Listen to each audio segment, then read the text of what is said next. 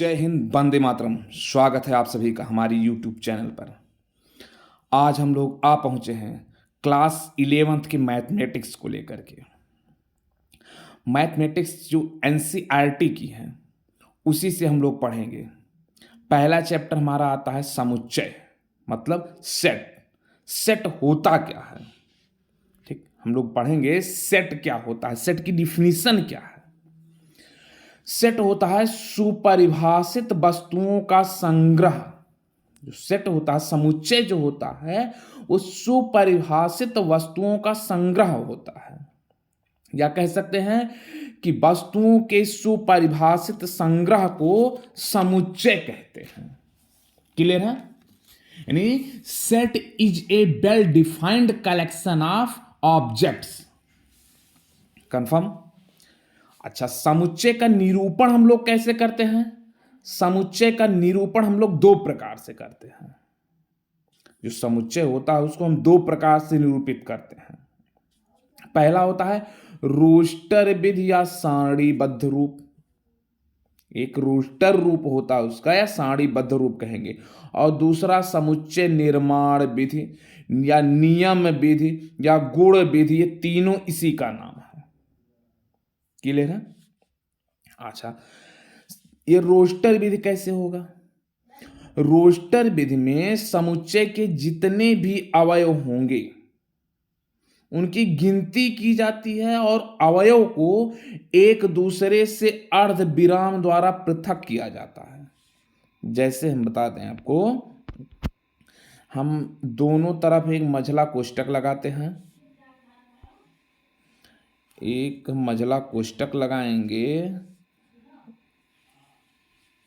दोनों तरफ, और बीच में कोई भी नंबर लिख देंगे 1 2 3, ठीक, या 2 4 6, मतलब कुछ भी लिखेंगे। दोनों मझला कोष्टक होगा, बीच में उसके एलिमेंट्स लिखे होंगे, बीच बीच में कामा लगा रहेगा। ये विधि जो होती है ये कहलाएगी रोस्टर विधि या सारणीबद्ध रूप। कंफर्म? दूसरा नंबर आता है समुच्चय निर्माण रूप। इस समुच्चय निर्माण रूप कैसे लिखा जाएगा?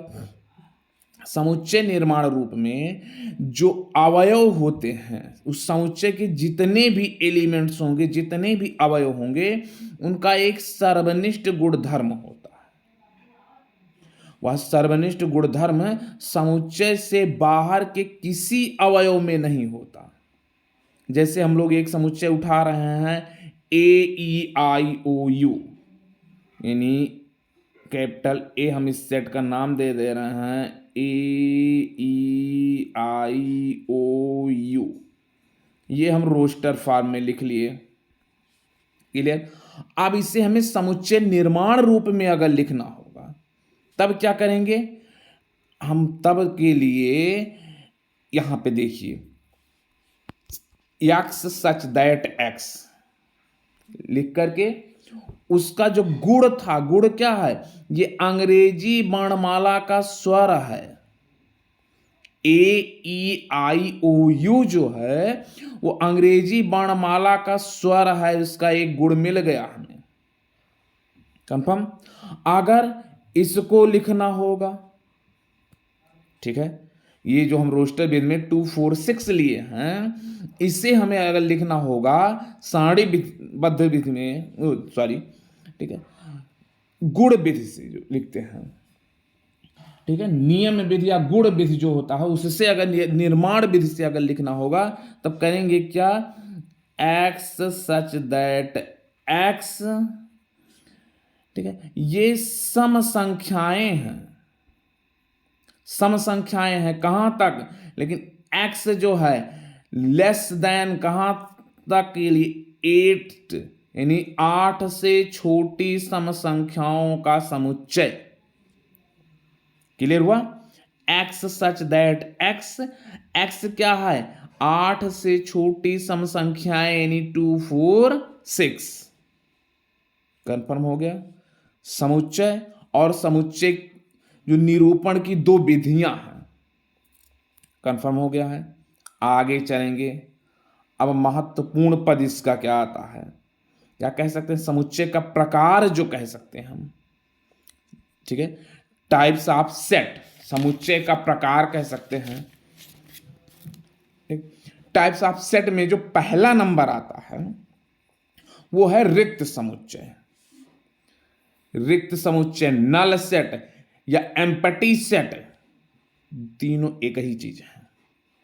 ठीक। अच्छा, रिक्त शब्द से ही पता चल रहा है कि इसके अवयव जो हैं वो रिक्त ही है, मतलब कोई भी अवयव नहीं होगा। रिक्त समुच्चय में कोई भी अवयव नहीं होगा, वह खाली रहेगा।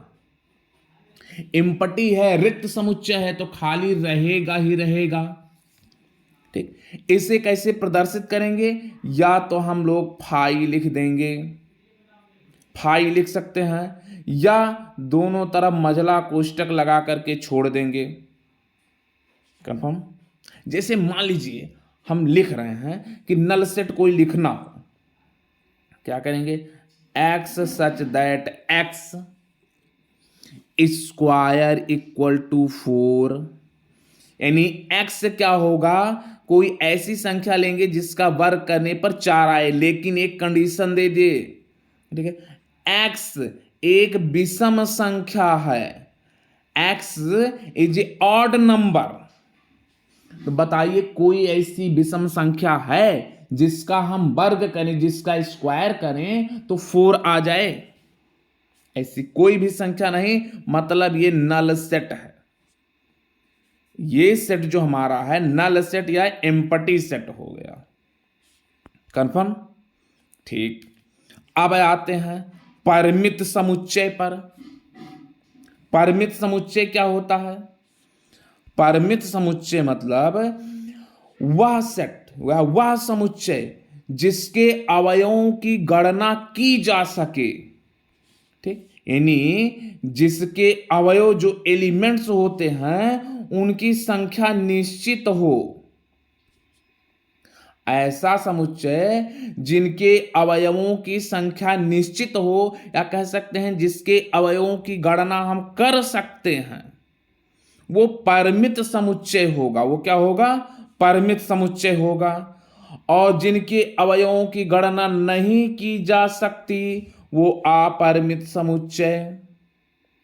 यानी वह समुच्चय जिसके अवयवों की संख्या निश्चित हो या जिसके अवयवों की गणना की जा सके वो परिमित समुच्चय, और जिसके अवयवों की गणना नहीं की जा सकती या जिनके अवयव निश्चित नहीं होते हैं वो अपरिमित समुच्चय होता है। जैसे मान लीजिए हम कह रहे हैं कि कोई ऐसा समुच्चय हम ले रहे हैं। परिमित समुच्चय के लिए या सिंपल सा भी जो पहले बताए हैं कि अंग्रेजी वर्णमाला के स्वरों का समुच्चय या सप्ताह के दिनों का समुच्चय या वर्ष के महीनों का समुच्चय, इन सब की गणना की जा सकती है या इन सब के अवयव निश्चित हैं। अगर इन सब के अवयव निश्चित हैं तो वह परिमित समुच्चय होगा। क्लियर? अपरिमित क्या होगा? प्राकृतिक संख्याओं का समुच्चय। प्राकृतिक संख्याएं क्या होंगी? एक से स्टार्ट होकर के अनंत तक चली जाएंगी, इसकी गणना नहीं की जा सकती, इसके अवयव निश्चित नहीं है। ठीक, तो ये क्या होगा? अपरिमित समुच्चय। कंफर्म है? ठीक, अगले चलेंगे फिर समान समुच्चय। समान शब्द से ही पता चल रहा है कि जिसके 2 सेट लेंगे, कम से कम 2 सेट लेंगे और दोनों को के एलिमेंट इक्वल होंगे। 2 सेट लेंगे, दोनों के एलिमेंट इक्वल होंगे तो क्या कहलाएगा? Equal set.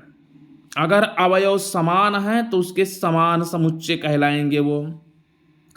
अगर ए का एलिमेंट और बी का एलिमेंट इक्वल है तो वो इक्वल सेट होगा, और इक्वल नहीं है तो इक्वल सेट नहीं होगा।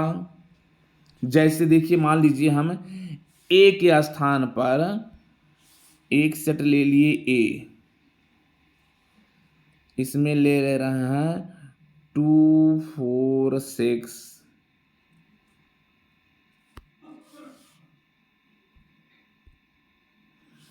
2 4 6 ले लिए, 2 4 6, ये ए है। और बी में ले रहे हैं 6 2 4। अब देखिए केवल आगे पीछे हैं, बाकी दोनों के एलिमेंट्स इक्वल हैं, तो ए और बी दोनों इक्वल सेट कहलाएंगे। ए और बी क्या कहलाएगा? Equal set. चलिए अगले नंबर पर आते हैं। उपसमुच्चय यानी सबसेट क्या है? यदि ए का प्रत्येक अवयव, एक कोई सेट है ए का प्रत्येक अवयव समुच्चय बी का एक अवयव है,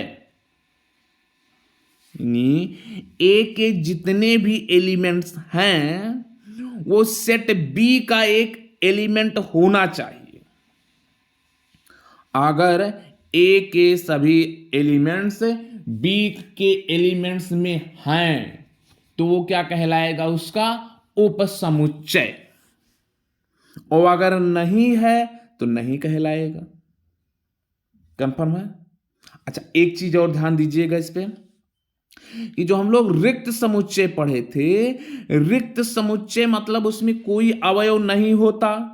तो अगर कोई अवयव नहीं है तो वो तो सब में सम्मिलित हो जाएगा, सबके उपसमुच्चय में सम्मिलित होगा।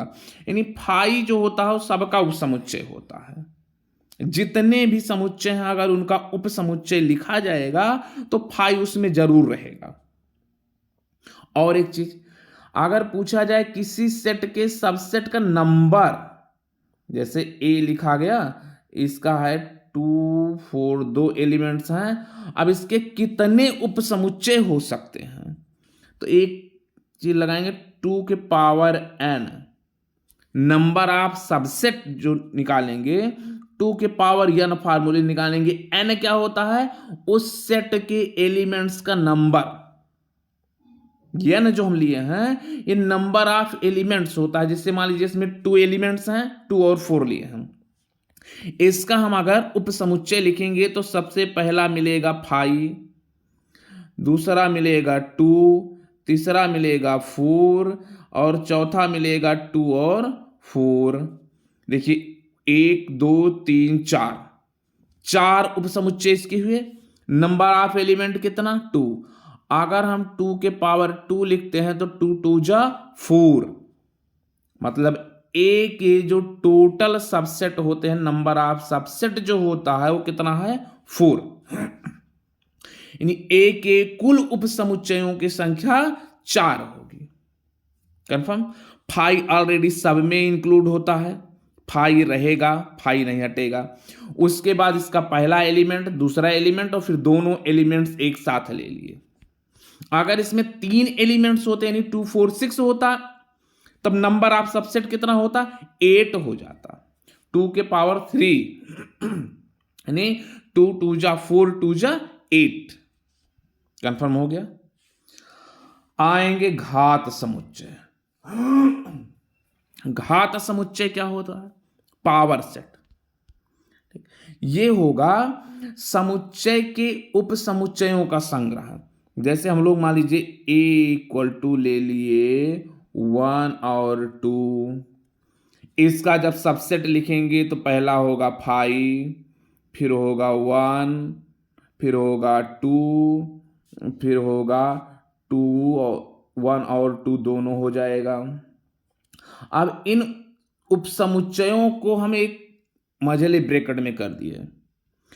अब उपसमुच्चयों के समुच्चय को, यानी समुच्चय ए के उपसमुच्चयों के संग्रह को ए का घात समुच्चय कहेंगे।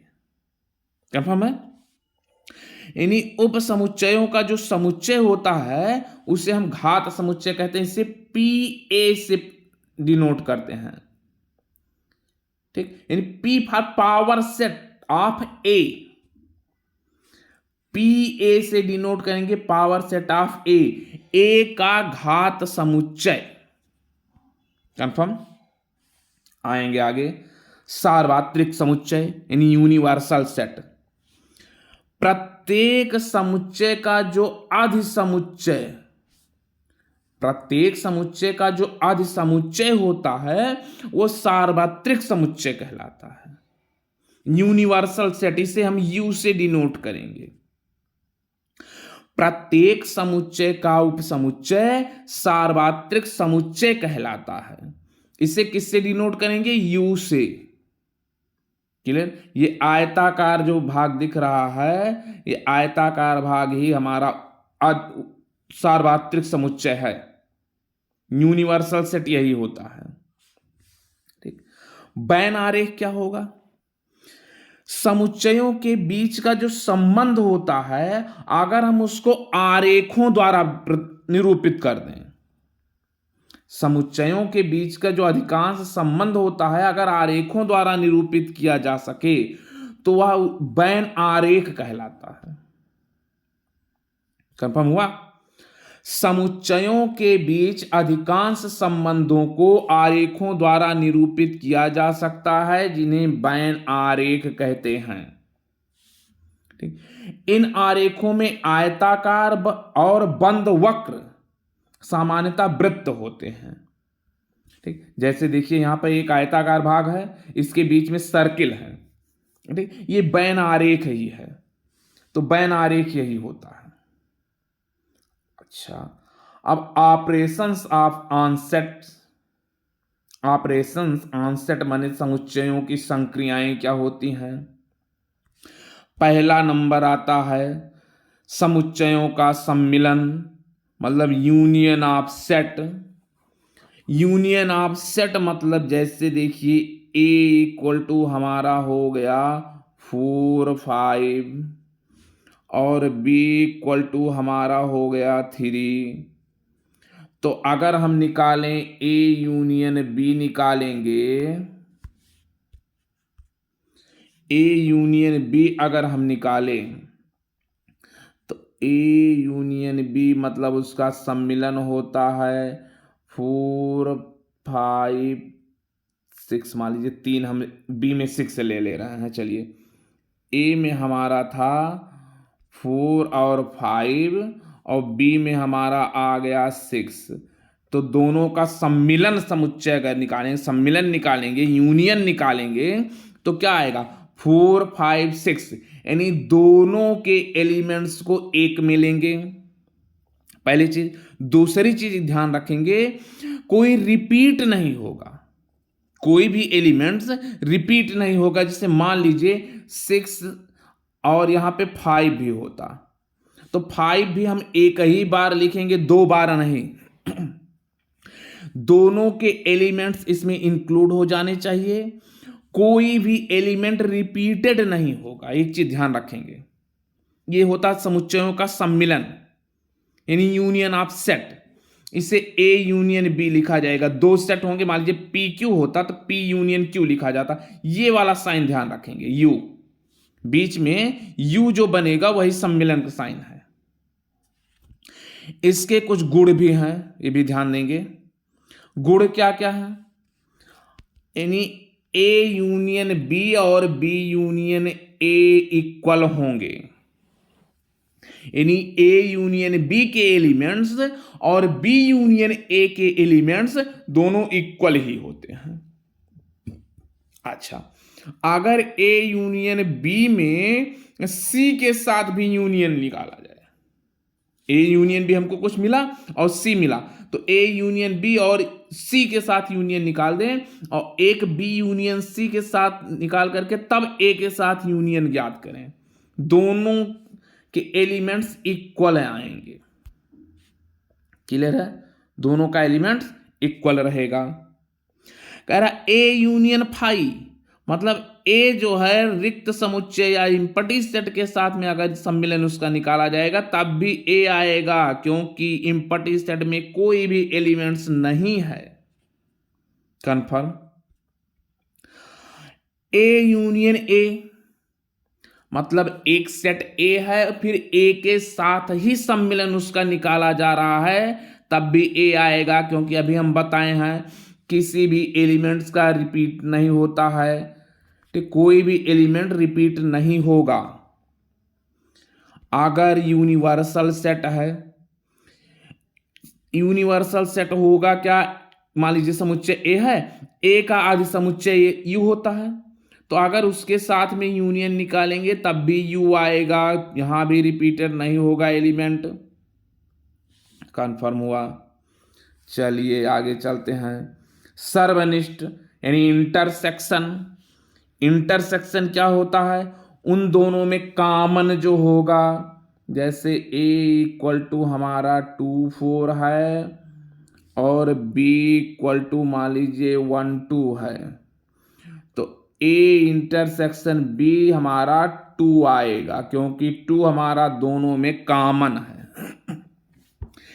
समुच्चय ए और बी का सर्वनिष्ठ जो होता है, उन सभी अवयवों का समुच्चय है जो ए और बी दोनों में उभयनिष्ठ हो।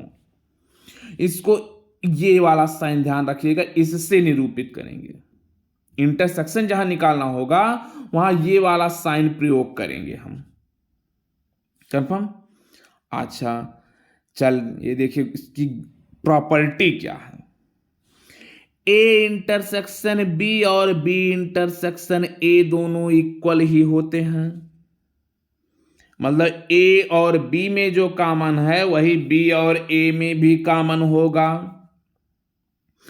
अगर ए बी का कॉमन पहले निकाल लिए, फिर सी के साथ कॉमन निकाल रहे हैं, इधर जो एलिमेंट्स प्राप्त होंगे वही बी और सी के इंटरसेक्शन के साथ में जब ए का इंटरसेक्शन निकालेंगे तब भी प्राप्त होगा। कंफर्म। अच्छा अगर फाई के साथ में ए का इंटरसेक्शन निकालेंगे तो क्या होगा, फाई आएगा। नल सेट है, स्वाभाविक सी बात है, नल सेट है, कोई एलिमेंट्स नहीं है तो कोई कॉमन नहीं होगा। अगर हम यूनिवर्सल सेट के साथ में किसी सेट का इंटरसेक्शन निकाल रहे हैं तो वो ए ही आएगा, मतलब जिस सेट का हम निकाल रहे थे यूनिवर्सल सेट के साथ वही वाला सेट आ गया। कंफर्म हो गया। अगर एक ही सेट का ए है, कोई सेट ए है, ए का ए के साथ इंटरसेक्शन निकालेंगे तब ए ही आएगा, क्योंकि दोनों में हो बहु वही एलिमेंट्स हैं तो वही कॉमन भी होगा। अगर 3 सेट हमारे पास हैं तो 2 का इंटरसेक्शन निकालेंगे तीसरे के साथ में, और फिर निकाल लें पहला दूसरे के साथ में, दूसरा तीसरे के साथ में, या पहला दूसरे के साथ में फिर पहला तीसरे के साथ में, और इन दोनों का फिर इंटरसेक्शन इसी के इक्वल आएगा। कंफर्म हुआ। ये समुच्चयों के सर्वनिष्ठ का कुछ गुण था, ये इंटरसेक्शन ऑफ सेट का गुण है, प्रॉपर्टी है। चलेंगे समुच्चयों का पूरक। ठीक, पूरक क्या होगा, जैसे कोई एक यूनिवर्सल सेट हो, सार्वत्रिक समुच्चय है, और ए उस सार्वत्रिक समुच्चय का उपसमुच्चय है। ए जो है यू का एक उपसमुच्चय है, तो ए का पूरक समुच्चय क्या होगा, ए का पूरक समुच्चय यू के वे एलिमेंट होंगे या यू के उन एलिमेंट्स का सेट होगा जो ए के एलिमेंट नहीं है। समझ में आ गया। ए के एलिमेंट्स को हम छोड़ देंगे और यू का जो एलिमेंट बचेगा वो ए डैश कहलाएगा, मतलब ए का पूरक समुच्चय। कंफर्म। इसके भी वही गुण कुछ हैं, मतलब ए यूनियन ए डैश। अब देखिए ए का एलिमेंट्स और यू के वह एलिमेंट्स जो ए में नहीं है, अगर उनका यूनियन निकालेंगे तो पूरा हमारा यूनिवर्सल सेट प्राप्त हो जाएगा। और अगर हम ए और ए डैश का इंटरसेक्शन निकालें तो फाई प्राप्त होगा। और अगर हम पूरक समुच्चय का पूरक समुच्चय निकाल लेंगे तो वही समुच्चय पहले वाला मिल जाएगा। और अगर हम रिक्त समुच्चय का पूरक समुच्चय निकालेंगे तो वो सार्वत्रिक समुच्चय में प्राप्त होगा। एक बचा डी मॉर्गन नियम। अगर हम ए यूनियन बी का पूरक समुच्चय निकाल रहे हैं तो ए का पूरक समुच्चय और बी का पूरक समुच्चय में जो कॉमन होगा, जो उभयनिष्ठ होगा, वही प्राप्त होगा हमको। या ए और बी का इंटरसेक्शन निकाल करके उसका पूरक समुच्चय निकाल लें और फिर ए का पूरक समुच्चय और बी के पूरक समुच्चय का यूनियन निकाल लें, सम्मिलन निकाल लें, तब भी दोनों बराबर होंगे। क्लियर हुआ? तो ये क्लास 11th मैथ का जो पहला चैप्टर है समुच्चय, समुच्चय का थोड़ा सा एक परिचय था। अभी आज एक्सरसाइज पे नहीं चल रहे हैं, आज केवल परिचय दे रहे हैं क्योंकि वीडियो बहुत बड़ा हो जा रहा है। आप लोग इसे देखिएगा, समझिएगा। कल फिर से मिलेंगे हम एक्सरसाइज के साथ में। तब तक के लिए जय हिंद, वंदे मातरम।